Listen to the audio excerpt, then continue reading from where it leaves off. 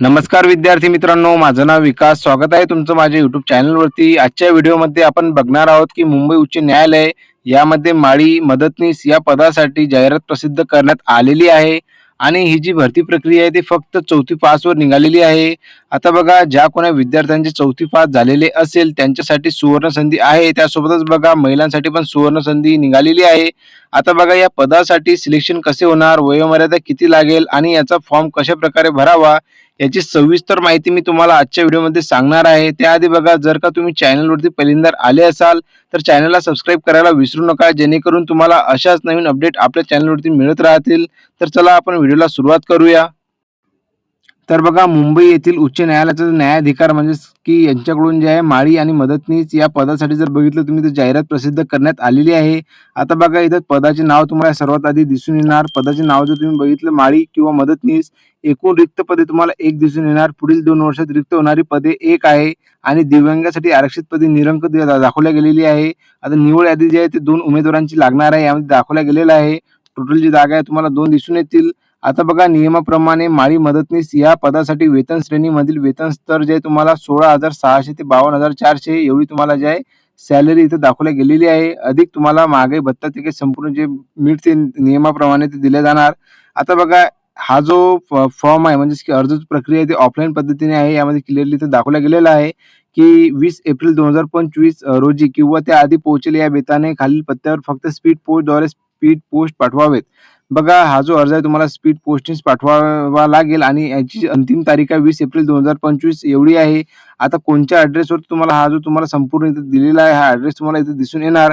माननीय प्रबंधक, मूळ शाखा, उच्च न्यायालय मुंबई, वेतन व आस्थापना विभाग, 2रा मजला, PWD इमारत, फोर्ट, मुंबई 4032 हा जो तुम्हाला पिनकोड इथे दिसून येणार आहे. आता या ॲड्रेसवरती तुम्हाला जो आहे या पदाचा जो आहे अर्ज तुम्हाला पाठवावा लागेल.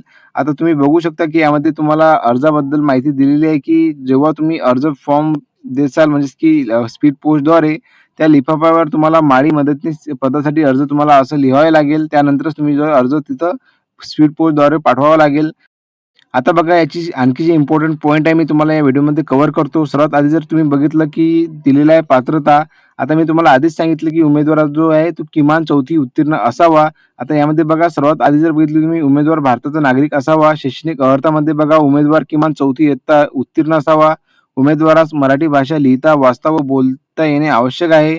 आता बघा, अनुभव इथं मागितला गेलेला आहे की उमेदवाराला किमान 3 वर्षाचा बगीचे, हिरवळी, वनस्पती आणि झाडे इत्यादी सुस्थितीमध्ये ठेवण्याचा अनुभव असावा. त्यानंतर बघा, इथं वयोमर्यादा तुम्हाला दिसून येणार की कोणत्या प्रवर्गासाठी किती वयोमर्यादा इथे दाखवल्या गेलेली आहे. तर बघा, खुलासाठी जर बघितलं तुम्ही 18 वर्ष आणि 38 वर्ष लास्ट राहणार आहे. त्यानंतर बघा, मागासवर्गीय जे आहे तुम्हाला 18 वर्ष ते 43 वर्ष आणि न्यायालयीन किंवा शासकीय कर्मचाऱ्यांसाठी जर बघितलं तुम्ही 18 वर्ष तर अंतिम जे आहे तुम्हाला लागू नाही इथं दिलेलं आहे. आता बघा, यामध्ये आणखी जर माहिती बघितली तुम्ही पात्र उमेदवाराकरिताच्या अटी ज्या आहेत तुम्हाला इथे सविस्तर दिसून येतील.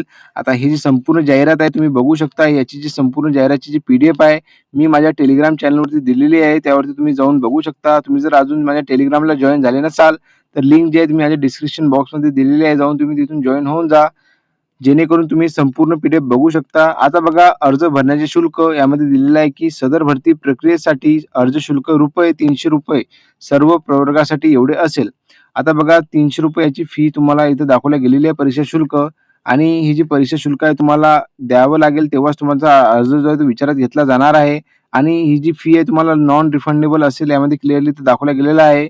नाहीतर तुम्ही म्हणसाल की सर ₹300 जे आहे म्हणजेच की बॅकवर्ड क्लास म्हणजे जे येतात त्यांचे पैसे रिटर्न येतील का? तर नाही, यामध्ये क्लिअरली सांगितलेलं आहे की नॉन रिफंडेबल राहतील आणि जे ₹300 आहे तुम्हाला डिमांड ड्राफ्ट स्वरूपात सादर करावे लागतील. यामध्ये क्लिअरली सांगितलेलं आहे. आता बघा, तुमची निवड प्रक्रिया कशाद्वारे होणार आहे तर यामध्ये इथं दिलेलं आहे की कशाप्रकारे तुमची निवड प्रक्रिया राहणार आहे. आलेल्या अर्जाची छाननी केल्यानंतर अल्पसूची म्हणजेच की शॉर्टलिस्ट प्रमाणे पात्र उमेदवारांना खालील निवड प्रक्रियेस सामोरे जावे लागेल. आधी तुमचे जे आहे अर्ज तुमची छाननी केल्या जाणार. त्यानंतर शॉर्टलिस्ट झालेल्या कॅन्डिडेटची तुम्हाला मूल्यांकन पद्धतीद्वारे तुम्हाला इथं दिलेल्या गेलेल्या पद्धतीद्वारे तुमचं जे आहे प्रक्रिया होणार आहे. आता सर्वात आधी जर बघितलं तुम्ही, ते प्रात्यक्षिक परीक्षा राहणार आहे उद्यान बागेच्या देखभाली संदर्भात आणि बघा, टोटल जे गुण आहे तुम्हाला 30 आहे आणि किमान पात्रता गुण तुम्हाला 15 मिळवायचे आहे. त्यानंतर बघा, हे जर तुम्ही पात्र केले म्हणजे की यामध्ये जर तुम्हाला 15च्या वरती जर गुण मिळाले तर तुम्ही जी दुसरी स्टेज आहे म्हणजे की शारीरिक क्षमता चाचणी या दुसऱ्या चाचणीसाठी तुम्ही पात्र असाल. त्याची टोटल जे 10 गुणांची आहे. त्यानंतर बघा 3 नंबरला जे वैयक्तिक मुलाखत राहणार 10 गुणांची. अशा प्रकारे तुमचे जे टोटल जे गुण मिळतात म्हणजे की निवड प्रक्रियेचे एकूण गुण जे 50 पैकी जे तुम्हाला गुण जे तुम्हाला घ्यायचे असतात. आता बघा यामध्ये काही पॉइंट दिलेले आहे, की प्रात्यक्षिक चाचणीत अनुत्तीर्ण झालेले उमेदवार उर्वरित प्रक्रियेसाठी अपात्र ठरतील. मी तुम्हाला आधीच सांगितलं, की इथं तुम्हाला जे आहे प्रात्यक्षिक परीक्षेमध्ये 30 पैकी जे तुम्हाला 15 गुण त्या गुण मिळवायचे आहे. तेव्हाच तुम्ही जे दुसऱ्या स्टेजसाठी म्हणजे की शारीरिक क्षमता चाचणीसाठी पात्र ठरसाल. यामध्ये ते क्लिअरली दिलेलं आहे. आणि बघा अधिकृत संकेतस्थळावर जे वेळोवेळी प्रसिद्ध करण्यात येईल. म्हणजेच की बघा याची जी संपूर्ण माहिती आहे, जशी की तुमची परीक्षेचे हॉल तिकीट आणि परीक्षा कधी राहणार, याची संपूर्ण माहिती तुम्हाला संकेतस्थळावर दिल्या जाणार. आणि बघा इथं जे तुम्हाला खालील प्रकारचे डॉक्युमेंट दिसून येतील. आता बघा यामध्ये हे केव्हा द्यायचे, तर बघा उमेदवारांनी अर्जासोबत खालील कागदपत्रांच्या स्वतः प्रमाणित म्हणजे की सेल्फ अटेस्टेड केलेल्या छायांकित प्रती सादर कराव्यात. आता हे जे तुम्हाला डॉक्युमेंट दिसून येत आहे, हे तुम्हाला अर्जासोबत लावायचे आहे, की जे तुमचे डॉक्युमेंट आहे, हे तुम्हाला इथं म्हणजेच की खाली तुम्हाला मी अर्ज दाखवतो, त्यामध्ये तुम्हाला लिहायचं आहे आणि हे संपूर्ण डॉक्युमेंट आहे तुम्हाला अर्जासोबत जे लिफाफ्यामध्ये टाकायचे आहे. त्यानंतरच तुम्हाला जो अर्ज आहे तुमचा सबमिट करायचा आहे. आता यामध्ये बघा जन्म तारखेचा पुराव्याचा दाखला म्हणजेच की शाळा सोडल्याचे प्रमाणपत्र, शैक्षणिक पात्रतेच्या परीक्षेचे गुणपत्रक आणि प्रमाणपत्र, 4थी, 10वी, 12वी किंवा कोणत्याही मान्यताप्राप्त विद्यापीठातून घेतलेली पदवी इत्यादी. बघा तुमची 4थीचं जर नसेल तर 10वीचं तुम्ही दाखवू शकता. 10वीचं नसेल तर 12वीचं, 12वीचं नसेल तर तुम्ही पदवी केलेली असेल तर पदवीचं दाखवू शकता. त्यानंतर बघा उमेदवाराला किमान 3 वर्षाचा बगीचे, हिरवळी, वनस्पती आणि झाडे इत्यादी सुस्थितीमध्ये ठेवण्याचा पूर्वानुभव असल्याचा दाखला, जाहिरात प्रसिद्ध नंतरची तारखेची असलेले 2 प्रतिष्ठित व्यक्तींनी दिलेले चारित्र्य संपन्नतेविषयीचे प्रमाणपत्र. आता बघा ही संपूर्ण जी माहिती मी तुम्हाला आधीच सांगितली दिलेली आहे. तुम्ही सविस्तर जे डॉक्युमेंट तुम्ही बघून घ्या, कोणकोणते डॉक्युमेंट तुमच्याकडे आहेत आणि त्यासोबत तुम्ही जोडा. आणखी जर बघितलं तुम्ही, की उमेदवारांना अशी सूचित करण्यात येते संपूर्ण माहिती उमेदवारासाठी इथे दिलेली आहे, ती तुम्ही सविस्तर वाचून घ्याल. आता बघा मी तुम्हाला अर्जाचा नमुना दाखवतो, की कशाप्रकारे तुम्हाला दाखवला गेलेला आहे. तर बघू शकता तुम्ही, की हा जो आहे तुम्हाला मुंबई उच्च न्यायालय मूळ शाखा मुंबई, ज्यामध्ये तुम्हाला जो आहे माळी मदतनीस पदाकरिता जो आहे अर्ज तुम्हाला इथे दिसून येणार आहे. या साईडला जो आहे तुमचा इथं फोटोसाठी दिलेल्या जागा आहे, यामध्ये तुम्हाला फोटो लावायचा आहे. फोटो लावल्यानंतर बघा तुम्हाला सिंपलची म्हणजे की बेसिक डिटेल जी तुमची माहिती आहे ती तुम्हाला द्यायची आहे. जसं की बघा उमेदवारांचे संपूर्ण नाव, पत्रव्यवहाराचा संपूर्ण पत्ता पिनकोडसह म्हणजे की पिनकोड पण द्यायचा आहे. त्यासोबत तुम्ही कुठे राहतात त्याचं तुम्हाला संपूर्ण पत्ता द्यायचं आहे. राष्ट्रीयत्व भारतीय म्हणून लिहायचं आहे. उमेदवार महाराष्ट्राचा आदिवासी आहे काय? तर होय. दूरध्वनी, मोबाईल क्रमांक, ईमेल आयडी. आता बघा ईमेल आयडी आणि मोबाईल क्रमांक हे तुम्ही बरोबर लिहायचं, कारण की बघा समोरची जे काही माहिती तुम्हाला ईमेल आयडीद्वारे किंवा मोबाईलवर तुम्हाला मेसेज करून मिळते, म्हणून तुम्ही हे दोन्ही गोष्टी ज्या आहेत ते चालू ठेवायच्या जोपर्यंत भरती प्रक्रिया पूर्ण होत नाही तोपर्यंत. आता बघा लिंग, धर्म, जात व प्रवर्ग हे जे तुम्हाला बेसिक गोष्टी आहे तुम्हाला संपूर्ण माहितीच असेल. हे तुम्ही आरामात जे आहे म्हणजेच की लिहू शकता.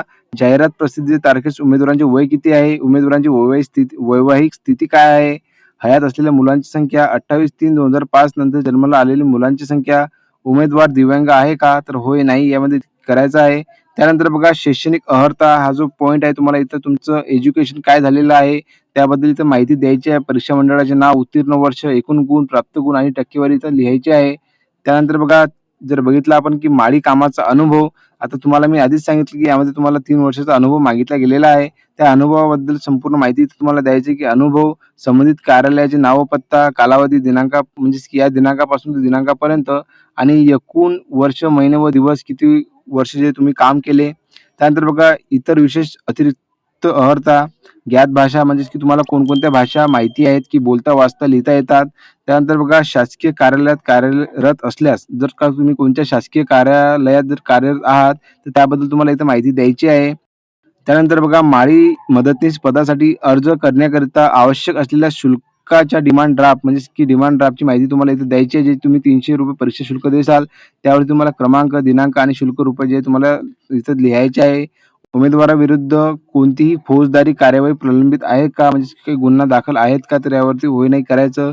उमेदवारास न्यायालयाने दोषी ठरवले आहे का? यावरती होय नाही करायचं. त्यानंतर बघा उमेदवाराविरुद्ध शासकीय कार्यालयात कार्यरत असल्यास शिस्तभंगाची चौकशी सुरू आहे का? हे संपूर्ण माहिती तुम्हाला इथे द्यायची आहे. त्यानंतर बघा हे केल्यानंतर तुम्हाला दिनांक, ठिकाण आणि उमेदवाराची स्वाक्षरी व नाव इथे लिहायचं आहे. आणि बघा इथे तुम्हाला एक पॉइंट दिलेला आहे, की उमेदवाराने अर्जासोबत जोडलेल्या कागदपत्रांची यादी खालील अनुक्रमांकानुसार लिहावी.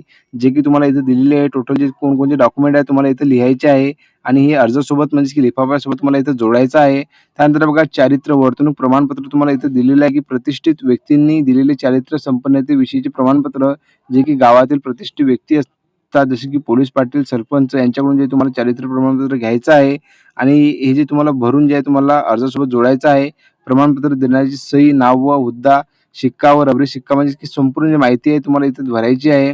त्यानंतर बघा शेवटचा जो पॉइंट आहे तुम्हाला प्रतिज्ञापत्र, हा प्रतिज्ञापत्र की ही जी माहिती आहे संपूर्ण खरोखर आहे म्हणून हे प्रतिज्ञापत्र तुम्हाला द्यायचं आहे. उमेदवाराचे स्वाक्षरी व नाव इथे द्यायचं आहे. या जाहिरातीतील नमूद केलेल्या सर्व सूचना व अटी मला मान्य आहेत अशी काही संपूर्ण माहिती आहे. संपूर्ण तुम्ही वाचून घेसाल. वाचल्यानंतर तुम्ही जे आहे या पदासाठी अर्ज करू शकता. आणखी जर तुम्हाला याबद्दल काही अडचण असली तर मला कमेंट बॉक्समध्ये नक्की कळवा आणि जर का तुम्हाला व्हिडिओ आवडला असेल तर लाईक, शेअर, कमेंट करायला विसरू नका. खूप चांगली सुवर्णसंधी ही आलेली आहे आणि ज्या कोण्या विद्यार्थ्यांना ही माहिती नसेल तर त्यांच्यापर्यंत हा व्हिडिओ शेअर करा जेणेकरून त्यांचा फायदा होणार. आणि अशी काही माहिती तुम्हाला मी माझ्या YouTube चॅनलवरती देत असतो म्हणून माझ्या YouTube चॅनलला पण सबस्क्राईब करून ठेवा. आणि या व्हिडिओबद्दल जर तुम्हाला काही अडचण असेल तर मला कमेंट बॉक्समध्ये नक्की कळवा जेणेकरून मी तुम्हाला उत्तर देऊ शकेल. तर भेटूया आपण पुन्हा एकदा नवीन व्हिडिओमध्ये. धन्यवाद.